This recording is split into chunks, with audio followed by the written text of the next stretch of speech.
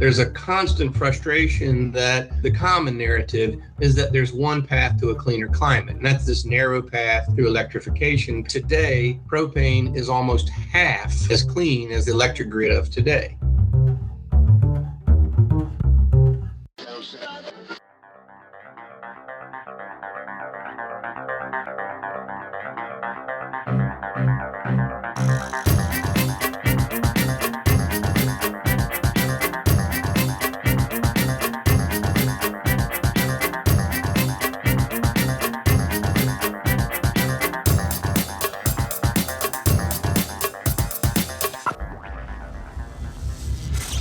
This is EnergyCast, and I'm Jay Downhauer. Today we are talking about propane, the fuel that could have a much bigger role than our backyard cookout. My guest represents the propane industry and says we could have greater reliability, cost savings, and environmental benefits if we use more of it. So let's start with what propane is. Commonly referred to as liquefied petroleum gas, propane is stored as a liquid but vaporizes at room temperature. Environmentally, it has a global warming potential of 3 compared to methane and natural gas, which is 27. Propane has been historically produced from crude oil refining, but by 2011, more than half of the propane in the United States was produced from natural gas. The U.S. produces and consumes more propane than any other country. Still, my guest gives examples where other countries rely more heavily on the fuel for transportation, for instance. And that brings us to the big questions. What's new with propane? Will we see more fleets make the switch? Will propane power more fuel cells? And what about renewable propane? Is there a cost-effective and sustainable solution for making propane similar to biodiesel or landfill gas? My guest shares that and much more, fulfilling propane's promise. My guest today is Tucker Perkins, President and CEO of the Propane Education and Research Council, a nonprofit based in Washington. The council was founded in 1996. Tucker's been with the group since 2016 and has spent most of his career in the propane industry. I was interested to learn more about where propane might fit in an everything, everywhere, all the time energy sector. Certainly, there's more to propane than gas grills, right? It turns out there is. I hope you enjoy my conversation with Tucker Perkins.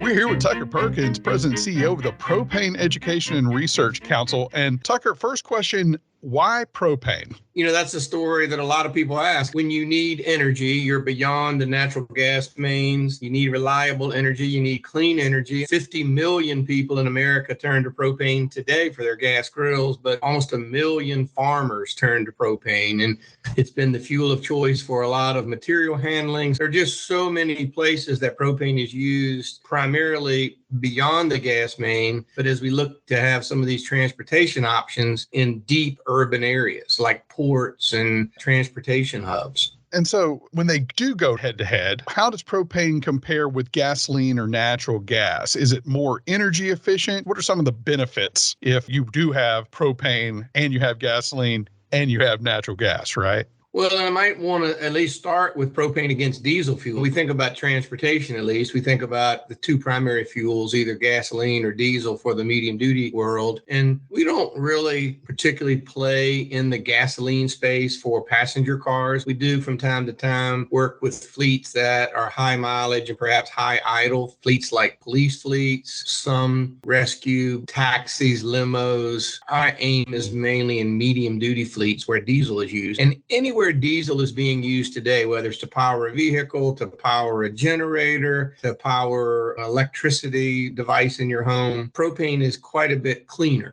to store, cleaner to use, cleaner to dispose of, much cleaner in the emissions profile. Propane is generally cleaner than diesel and gasoline when used, when burned, certainly when stored. We don't contaminate soil, groundwater like gasoline or diesel can. That's one reason UPS chose propane a long time ago, is just how easy it is to store. When you make that comparison to natural gas, in many ways, we're similar. Today, almost all the propane in the United States comes from cleaning up, if you will, natural gas. But the one difference between propane and natural gas is natural gas contains methane. Unburned methane is a pretty harsh greenhouse gas. Propane does not contain methane. And so propane is like natural gas from a chemistry standpoint, but we don't have that methane component. So we're very easy on the environment when it comes to climate. The last thing, the difference between propane and natural gas is in fact the gas. Propane is usually stored as a liquid, burn it as a liquid, or we might burn it as a vapor. So because it's a liquid, it's so easy to store, transport, and use. It's a little bit friendlier, if you will,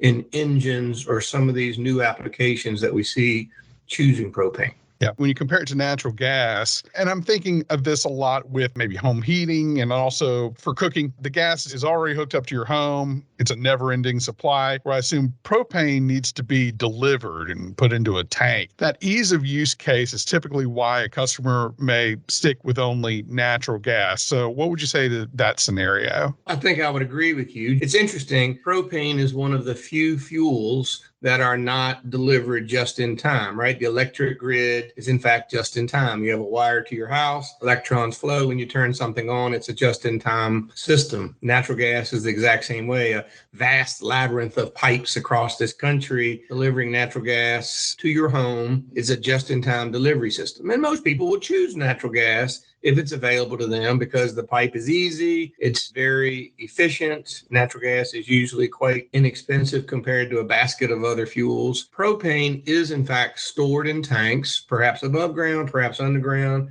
But as we start talking now about moving to a richer electrical society, we think about stored energy. One of the unique things for me with propane is to begin to plant that image of stored energy in your propane tank. It's one of the few stored energy systems. And so if you are worried about an ice storm, you can have enough fuel to last through the ice storm. But yet you're correct. We store it in tanks. You're right. There is always a tank stored. It's delivered on a regular basis. Some industries perhaps get a delivery every day. Some customers may not get a delivery but once a year. It just depends on your individual situation about how you get a delivery. You mentioned that most propane is now a derivative of natural gas. I think in the past it was mainly from oil refining, was it not? It has been an interesting transformation. When I started in this business 30 years ago, as you said, most of the propane came from processing crude oil. And a lot of that crude oil was actually imported, whether it was imported from around the world or Canada. Today, essentially all of the propane comes from processing natural gas and it's domestic fuel. As I'm quick to say, there is nothing good that's come out of this invasion of Ukraine by Russia. But as we begin to think now about things that we didn't think about 2 years ago, like energy security, energy independence, it's comforting to know that all of the propane that we use is found right here in America. In fact, we are the world's largest producer of propane by far. In all of Central America, most of South America, quite a bit of Asia and Europe have come to rely on our propane from the U.S., and it's all coming from cleaning up natural gas. Would it surprise us to know that there may be some regions or countries where propane is more prevalently used? I think you always hear stories about, I think South Africa was using coal for diesel or things like that that surprise you. So where around the world is there a really interesting propane success story? Well, it's interesting. I'm surprised sometimes. I mean, Turkey is a country that the transportation system is heavily reliant on propane. Poland and that part of Europe, propane is a standard fuel in transportation for taxis and even Japan. I mean, the taxi cab that was the official taxi cab for the Olympics was a propane hybrid taxi produced by Toyota. You think about parts of the world, they are heavily reliant on propane. I see things going on in the country of Chile, powering the fishing fleet. In our fishing fleet, primarily gasoline or diesel. Their fishing fleet is primarily propane. You mentioned Africa, and I would say it is a project of my friends around the world to try to move Africa from burning wood, charcoal, animal dung to burning low carbon fuels like propane. And it is the transformation for health and women's equity. It's amazing.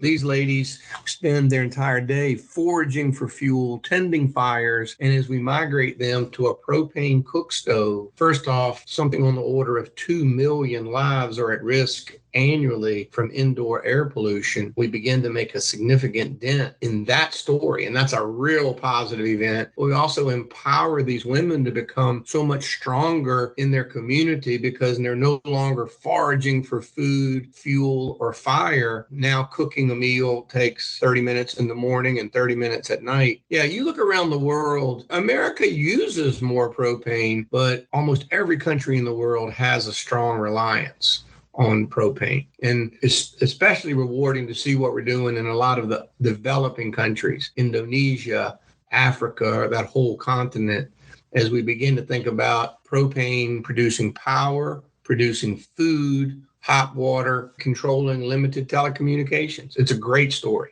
Sure. And so this idea of the price of propane, similar to the price of oil, the price of natural gas. At the time of this recording, we're still dealing with the invasion of Ukraine, right? We're still seeing that. Might be a silly question, but is it directly affected by the price of crude, the price of natural gas? Is there some other market dynamic in place we're not aware of? Well, it is interesting if you step away from just propane for a second and just think about the energy complex in general. Crude oil tends to have a worldwide price. And you would think the value of a BTU worldwide would be about the same, but it's not that way at all. Crude oil in Europe right now is quite a bit higher than crude in America. Natural gas in Europe is significantly higher than natural gas in America, but propane tends to follow the price of gasoline, albeit at a much lower point. I kind of look at the prices over the last 50, 60 years, and with no exceptions, propane has always been cheaper than gasoline or diesel, and the spikes are not nearly as severe, right? You think about the Arab oil embargoes, you think about the different price shocks we've had to gasoline over the last decades. You don't really see that with propane, particularly as we have so much supply in the U.S. It does tend to follow directionally with gasoline or diesel fuel, but nowhere near the spikes. In fact, I don't usually talk about price, but it's been really interesting to see a lot of the fleets. We have a lot of school bus fleets in every state, something over 1,000 fleets using propane for school transportation. And over the last 2 months,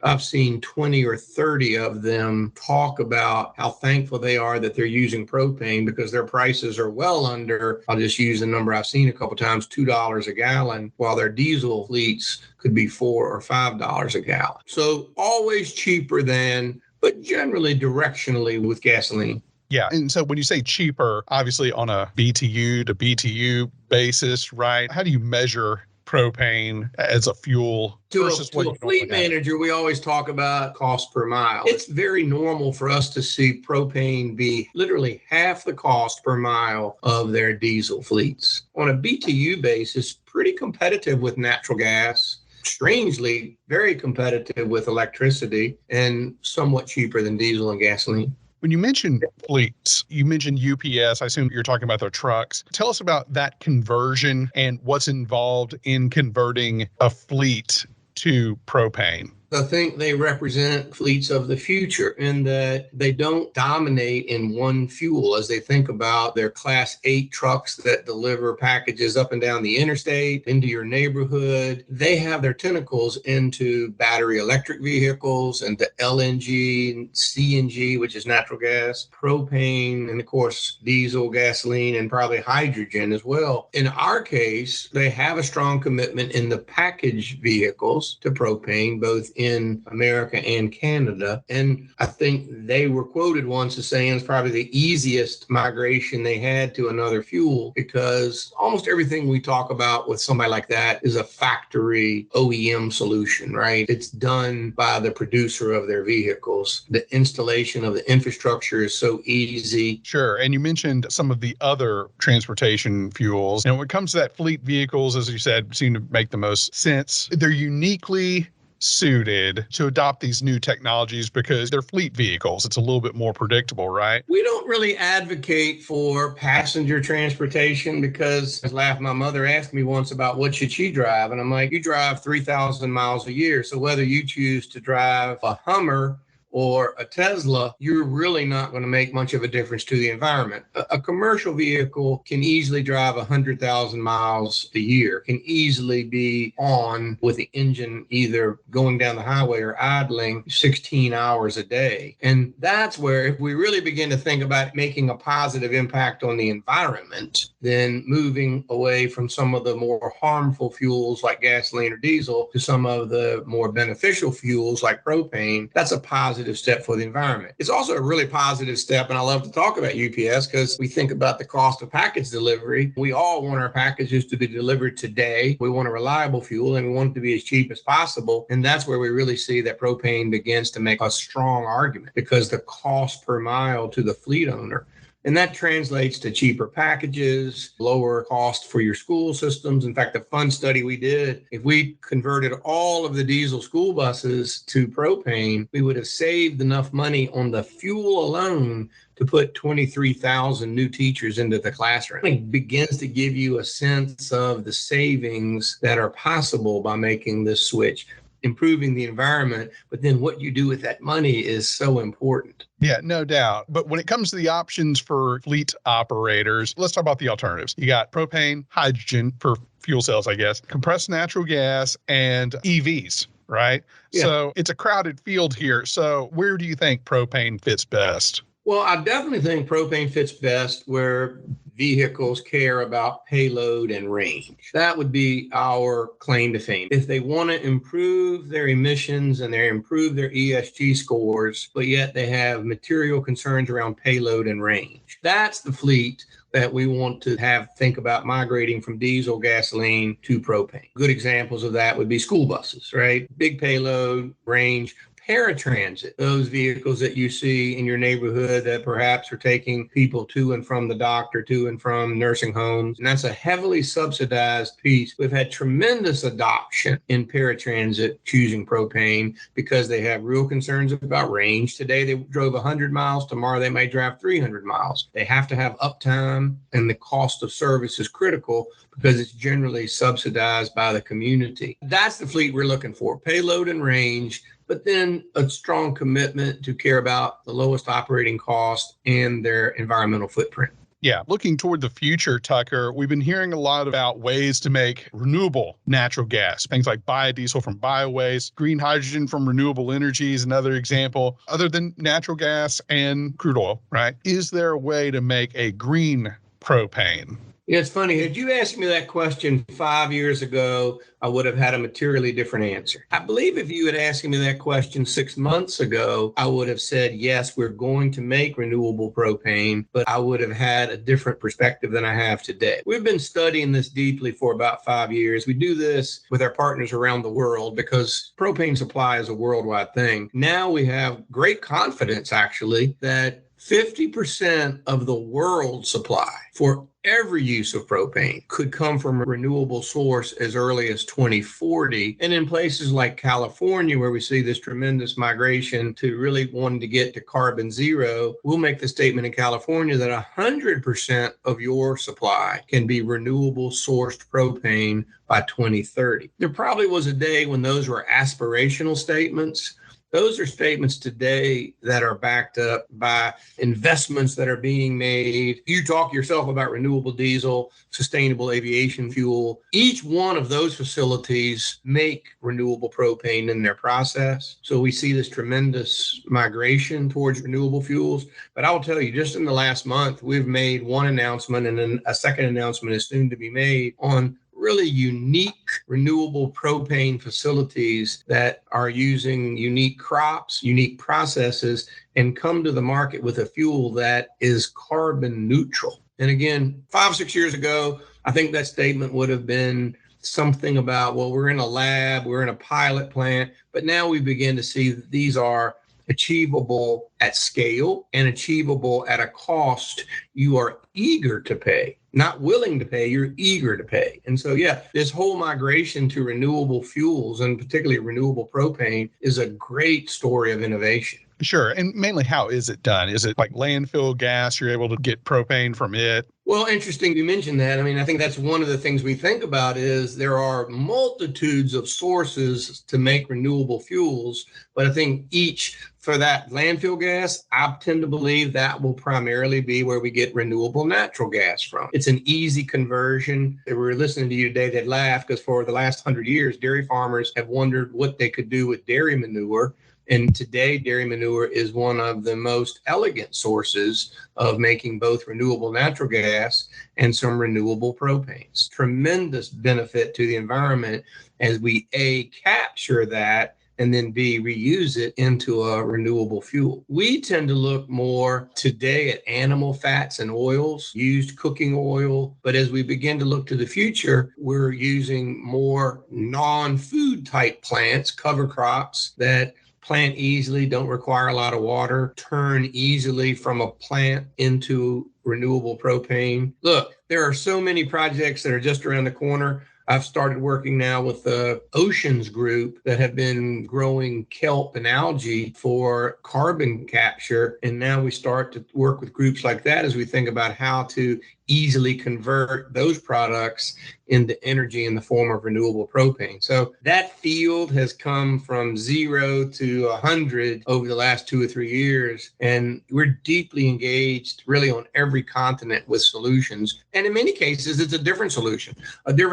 in Africa than it is in Europe, a different solution in Asia than it is in America, as we think about this variety of feedstocks and a variety of processes, but it's always to make low carbon fuels, if not zero carbon fuels. Right. How much discussion is there with propane in fuel cells? I know that fuel cells can use methanol, right? What's the story there? That's a great question. And I think, again, if you had asked me this question 5 years ago, I would have had a materially different answer today. Today, you can buy 2 or 3 different brands of fuel cells that operate on propane. Almost all of them today are solid oxide fuel cells. A lot of the rockets that you see launching now are using actually propane as part of the rocket fuel. In fact, a lot of that today is renewable propane as part of that rocket fuel. So today, a lot of the telecom is backed up with fuel cells. And as we go more and more to an electrified society, and we think about battery storage to provide resilience to batteries, a propane-powered fuel cell is kind of the generator, if you will, the backup generator of the future. Don't know that we're there yet for transportation, even though we talk about it some, but to actually get a fuel cell in today's environment, to have it ruggedized enough to handle the bumps and jolts of transportation, we're not there. But certainly for residential backup, for telecom backup, for some mobile applications like forklifts, we're seeing it. And great companies whose names you know and follow them, they're putting great emphasis on propane-powered fuel cells as we think about the future. Yeah. And so I'm a big proponent of the idea of everything, everywhere, all the time, right? That's a big reason that I wanted to do this podcast, because I feel like, only a few energy sources are really getting any of the attention. But this idea that propane is out there, maybe it's being underutilized. Where do you, with the Propane Education and Research Council, where would you like to see propane more prevalent like today? Well, I'm going to start by making this statement. One, we have a couple guiding principles, but one of our principles today is that clean and renewable energy like propane accelerates decarbonization. And I think for me, there's a constant frustration that a lot of the narrative, the common narrative, is that there's one path to a cleaner climate, and that's this narrow path through electrification. People seem to think about or forget about that electricity is generated by something transported and used. And today, that's not necessarily a very low carbon achievement, right? In fact, today, propane is almost half, again, as clean as the electric grid of today. I always start by saying the story. I went to Hawaii as a guest of the gas companies there to talk about the future of low carbon fuels like propane and natural gas. And one of the things I did while I was there was toured quite a few of their facilities. And on the way to see Pearl Harbor, I stopped at the port of Hawaii. Now you can imagine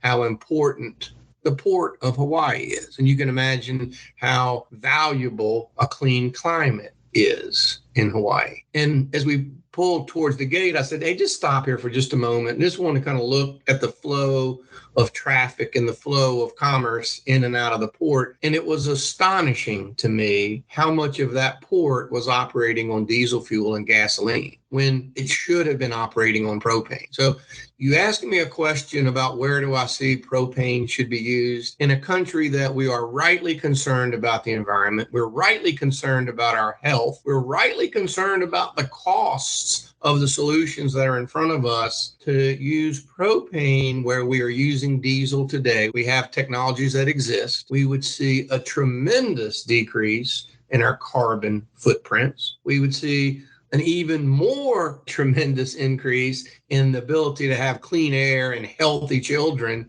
as we cut particulate matter and NOx emissions. And we would see that our costs decreased. So for me, it's about continuing to see propane used in these transportation options where we use diesel, to get it away from backup generators that are currently on diesel, and then to continue to directly use it in the places that we use it where it's so efficient, on the farm for drying grain, in your home for heating water and cooking and heating your house when it's cold. Those are the places that immediately come to mind. That even skip ahead 20 or 30 years and think about technology as it will evolve. Those technologies I just mentioned, they will still be the right technologies for moving commerce, for heating water, for cooking your food, and for heating when it's cold. All right, Tucker, I'm going to finish with a lightning round of your thoughts on different energy technologies, starting with natural gas. Ubiquitous everywhere. Today it does so many things. In the future, certainly produce power and still be the backbone of America. Crude oil. On its way out, dirty, powers the world and will always be around, but diminishing in importance. Nuclear. The cleanest carbon-free source of power we'll ever see, but not very well appreciated by consumers. Coal, and I'll add coal with carbon capture. Coal with carbon capture, either one. Dirty, expensive, not the right fuel for the environment. Wind. Coming on, hard to harness, harder to store, but certainly a part of the future energy mix. Solar.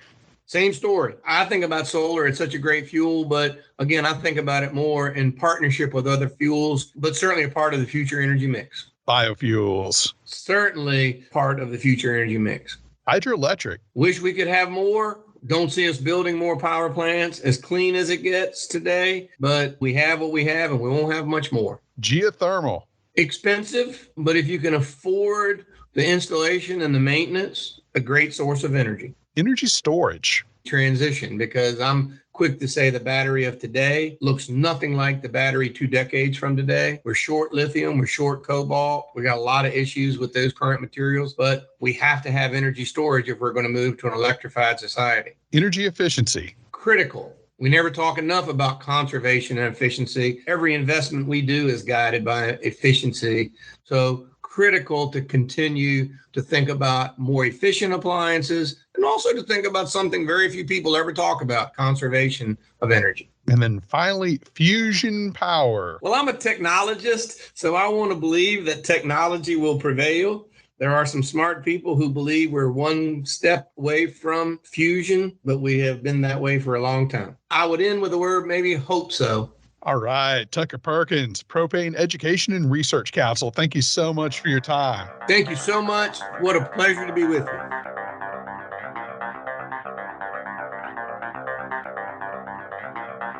That was Tucker Perkins, President and CEO of the Propane Education and Research Council, a nonprofit based in Washington, D.C. You heard Tucker mention Turkey as a country particularly dependent on propane. And to prove it, I went to Turkey.